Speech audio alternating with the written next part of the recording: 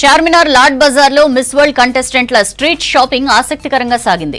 Miss world పోటీదారుల పట్ల ప్రత్యేక అభిమానాన్ని చూపించారు వ్యాపారులు. షాపింగ్ వచ్చిన కంటెస్టెంట్లకు గులాబీ పూలతో వెల్కమ్ చెప్పడంతో పాటు వారు కొన్న వస్తువుల్ని డబ్బు తీసుకోకుండా ఉచితంగా అందజేశారు. లాడ్ బజార్లో గాజులు, ముత్యాల హారాలు, అలంకరణ వస్తువులు కొన్నారు అమ్మాయిలు. ఆ వస్తువులకు డబ్బు తీసుకునేందుకు నిరాకరించారు వ్యాపారులు. డబ్బులు ఇవ్వడానికి బదులుగా హైదరాబాద్ లాడ్ బజార్ ప్రత్యేకతలను ప్రపంచవ్యాప్తంగా చాటాలని వారిని కోరారు.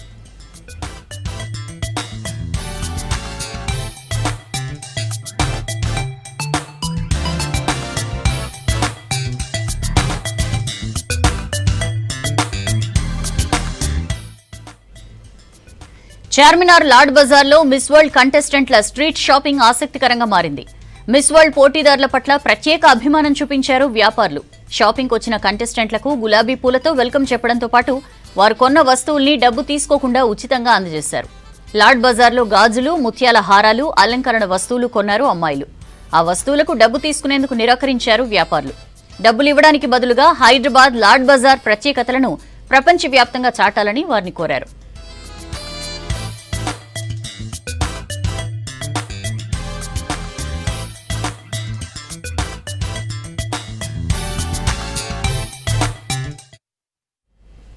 హైదరాబాద్ లోని ప్రఖ్యాత చార్మినార్ చౌమహల్లా ప్యాలెస్ లో మిస్ వరల్డ్ కంటెస్టెంట్ల టూర్ ఘనంగా జరిగింది. చార్మినార్ దగ్గర స్పెషల్ ఫోటోషూట్, హెరిటేజ్ వాక్ లో పాల్గొన్నారు పోటీదారులు.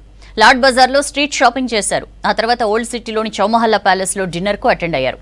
సీఎం రేవంత్, రాజకీయ, సినీ ప్రముఖులతో ఈ డిన్నర్ కార్యక్రమం సరికొత్త శోభను సంతరించుకుంది.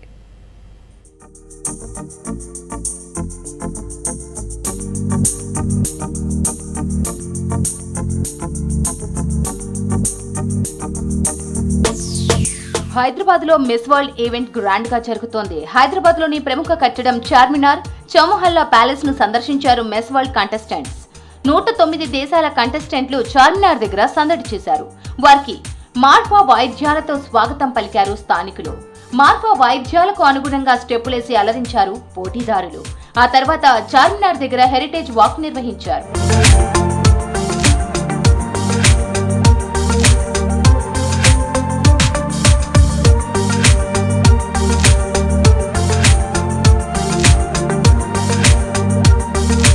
చార్మినార్ విజిట్ లో లాడ్ బజార్ లో స్ట్రీట్ షాపింగ్ చేశారు అమ్మాయిలు.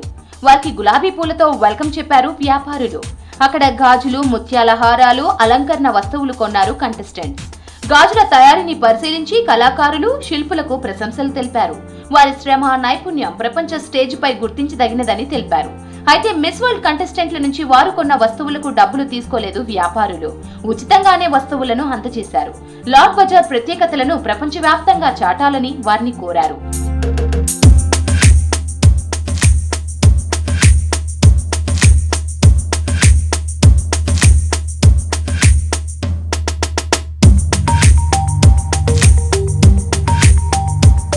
ఓల్డ్ సిటీలోని చౌమహల్లా ప్యాలెస్ లో మిస్ వరల్డ్ కంటెస్టెంట్లకు డిన్నర్ ఏర్పాటు చేసింది సర్కార్. ఈ విందుకు సీఎం రేవంత్, మంత్రులు, సినీ ప్రముఖులు హాజరయ్యారు. ప్యాలెస్ లో కంటెస్టెంట్లకు హిందుస్థానీ షహనాయ సంగీతం వాయిద్యాలతో స్వాగతం పలికారు. పాత బస్తీ సంస్కృతి, సంప్రదాయాలు తెలిపే నృత్య రీతులతో స్వాగతం పలికారు మహిళలు. Hyderabad is treating me so well. I said once I got here that I feel like I'm treated like I got just home, and I cannot imagine better welcoming dinner than here in Chowmahalla Palace.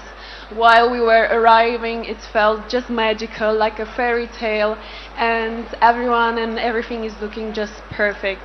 So I would like to say a big thank you to Telangana for having us, from the waterfalls, from the natural beautiful things, and as well the culture. You have beautiful handlooms, you have really so many things to offer, and I had a chance to see a few, but I know you have a lot more, and we're all so excited to explore that. I would like to welcome you on behalf of India to Hyderabad, Telangana. This one place, it's where the dreams will be crowned, and I'm sure that the best one will prevail. I would like to tell you that India is a place where it is about ancient wisdom and modern marvels. A place which is resilient, radiant, strong and soulful. If I talk a lot about India, I think I'll keep on going. రేపు వరంగల్ కు చేరుకోనున్నారు miss world కంటెస్టెంట్లు. వారసత్వ కట్టడాలను, tourist ప్లేసులను సందర్శించనున్నారు. Ramappa, వేయి స్తంభాల గుడిని సందర్శించనున్నారు. ఏర్పాట్లను దగ్గరుండి collector పర్యవేక్షిస్తున్నారు. కంటెస్టెంట్లు బస చేయనున్న హరిత కాకతీయ హోటల్ దగ్గర 3 అంచెల భద్రత ఏర్పాటు చేశారు.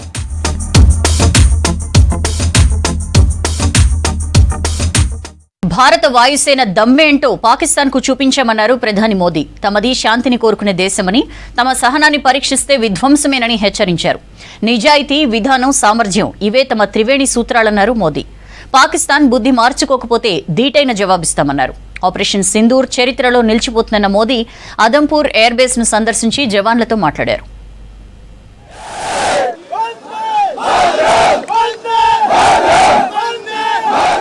పిరికి పందగా వచ్చి పాకిస్తాన్ దాడి చేస్తే మనం ధైర్యంగా వెళ్లి పాకిస్తాన్ గుండెలపై దాడి చేశామన్నారు ప్రధాని నరేంద్ర మోదీ. అదంపూర్ సైనిక స్థావరంలో గడిపిన ప్రధాని వాయుసేనను ఉద్దేశించి ప్రసంగం చేశారు. అణుబాంబులకు భారత్ భయపడదని చెప్పారు. భారత్ ఎప్పుడూ శాంతి కోరుకునే దేశమని, కానీ ఎదురొస్తే తొక్కుకుంటూ వెళ్తుందని సందేశమిచ్చారు. ఈ ఆపరేషన్ సింధూర్ చరిత్రలో నిలిచిపోతుందన్నారు ప్రధాని నరేంద్ర మోదీ.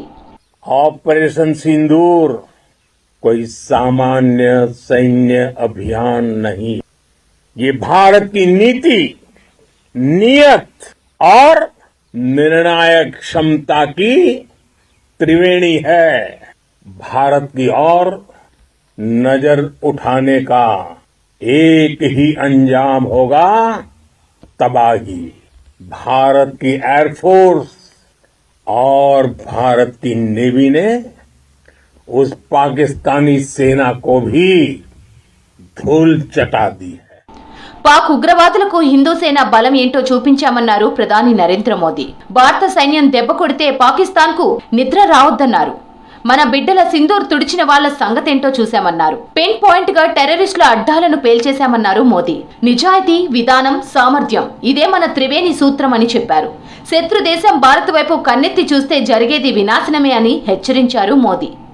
आज से अनेक दशक बाद भी जब भारत के इस पराक्रम की चर्चा होगी तो उसके सबसे प्रमुख अध्याय आप और आपके साथी होंगे.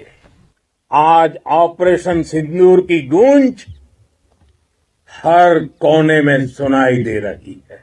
इस पूरे ऑपरेशन के दौरान हर भारतीय आपके साथ खड़ा रहा. हर भारतीय की प्रार्थना आप सभी के साथ रही. భారత్ మాతాకి జై నినాదం శత్రువుల చెవుల్లో గింగిరాలు తిరుగుతోందని అన్నారు మోదీ. ఈ నినాదం శత్రువు వెన్నులో వణుకు పుట్టించిందని చెప్పారు.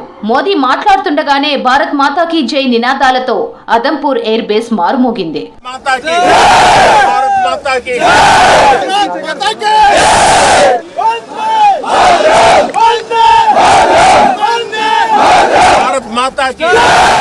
ఉదయం పంజాబ్ లోని అదంపూర్ ఎయిర్ బేస్ ను సందర్శించారు ప్రధాని. అక్కడ ఉన్న సైనికులతో మాట్లాడారు. ఐఏఎఫ్ సిబ్బందితో సమావేశమయ్యారు. ఆపరేషన్ సింధూర్ లో కీలక పాత్ర పోషించారని ప్రశంసించారు. వాయుసేన సిబ్బందితో ముచ్చటించి వారి భుజం తట్టారు మోదీ. గంటన్నరకు పైగా మోదీ అక్కడే గడిపారు.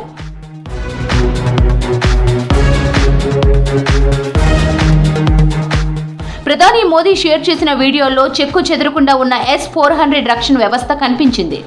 అదంపూర్లోని S-400 స్థావరాన్ని ధ్వంసం చేశామని పాక్ ప్రచారం చేసింది.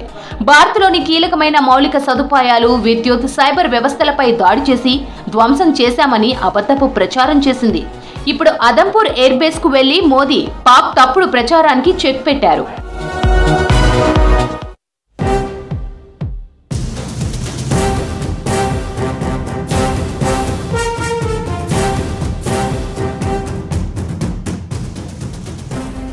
సీసీఎస్ కేసులో శ్రవణ్ రావు అరెస్ట్ అయ్యారు. ఫోన్ ట్యాపింగ్ కేసులో ఇప్పటికే నిందితుడిగా ఉన్నారు శ్రవణ్ రావు. చీటింగ్ చేసిన కేసులో శ్రవణ్ రావుపై సీసీఎస్ లో కేసు నమోదైంది. పెట్టుబడుల పేరుతో అఖండ ఎంటర్ప్రైజెస్ కి 6 కోట్లు మోసం చేశాడని బాధితుడు సీసీఎస్ పోలీసులకు ఫిర్యాదు చేశాడు. బాధితుడి ఫిర్యాదుతో శ్రవణ్ రావును అదుపులోకి తీసుకున్నారు సీసీఎస్ పోలీసులు.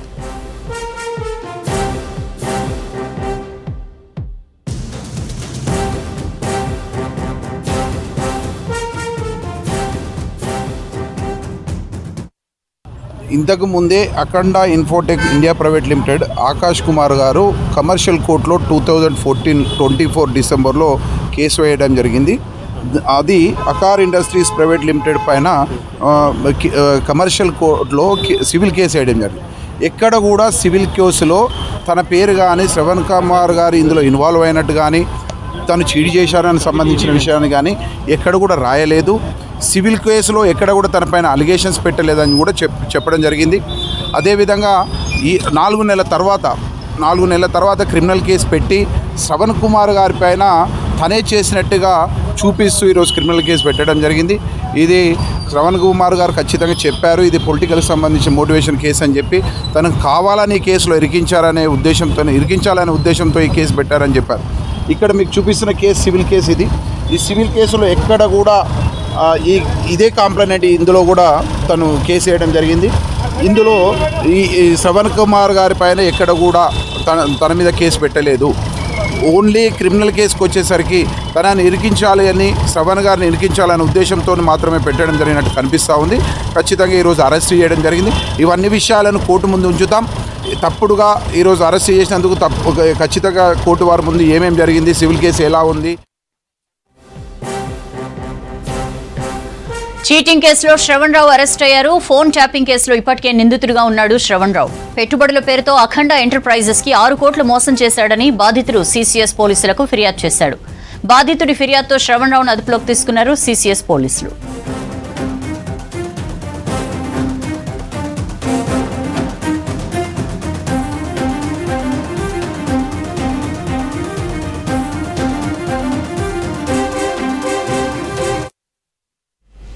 రాష్ట్రంలో భిన్న వాతావరణం ఉంటోంది. ఎండలతో పాటు వానలు కురుస్తున్నాయి.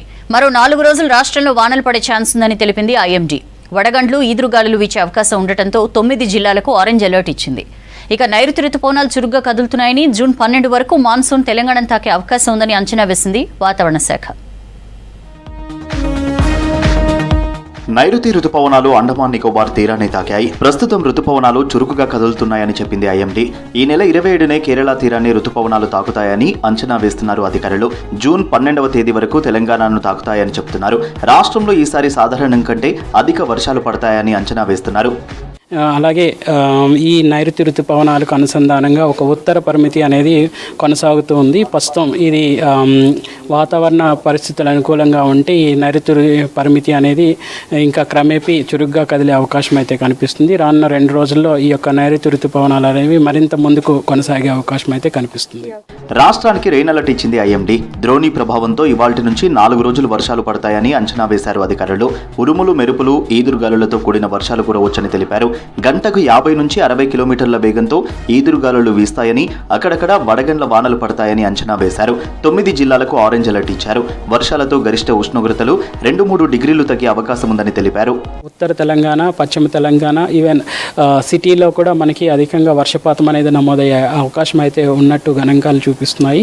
సో ఈ సంవత్సరం అనుకున్న గణాంకాలు అనేవి వాతావరణ పరిస్థితులు అన్నీ అనుకూలంగా ఉంటే అనుకున్న గణాంకాలకి రీచ్ అవుతాము. సాధారణ స్థాయి కంటే కూడా ఎక్కువగా వర్షపాతం నమోదవుతుంది. సిటీతో పాటు జిల్లాల్లో వాతావరణం చల్లబడింది. మధ్యాహ్నమంతా ఎండలు దంచికొట్టినా సాయంత్రం తర్వాత వాతావరణం పూర్తిగా మారిపోయింది. సిద్దిపేట, జనగాంలో అక్కడక్కడ చిరుజల్లులు కురిశాయి. క్యూములోనింబస్ మేఘాల ఎఫెక్ట్తో చిన్నపాటి వర్షం కురిసింది. ఆదిలాబాద్, భద్రాద్రి కొత్తగూడెం, ఖమ్మం, భువనగిరి జిల్లాల్లో మబ్బులు కమ్ముకొని వాతావరణం పూర్తిగా కూల్ అయింది. నాగర్ కర్నూల్లో నిన్న అర్ధరాత్రి వర్షం దంచికొట్టింది. గంటపాటు కురిసిన భారీ వర్షంతో రహదారులు జలమయమయ్యాయి. 3 గంటల పాటు విద్యుత్ సరఫరా నిలిచిపోయింది. విద్యుత్ లైన్లు తెగిపోయాయి. అకాల వర్షంతో కల్లాల్లోని ధాన్యం తడిసి ముద్దయింది. రోడ్లపై వరద నీరు నిలవడంతో రాకపోకలకు అంతరాయం కలిగింది.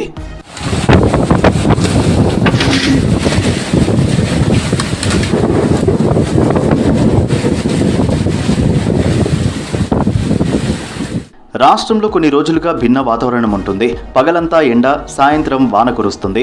ఈ డిఫరెంట్ వెదర్తో ఎండ నుంచి కాస్త ఉపశమనం కలిగినా రైతులకు ఇబ్బందులు తప్పడం లేదు. ధాన్యం తడిసిపోయి తీవ్రంగా నష్టపోతున్నారు రైతులు.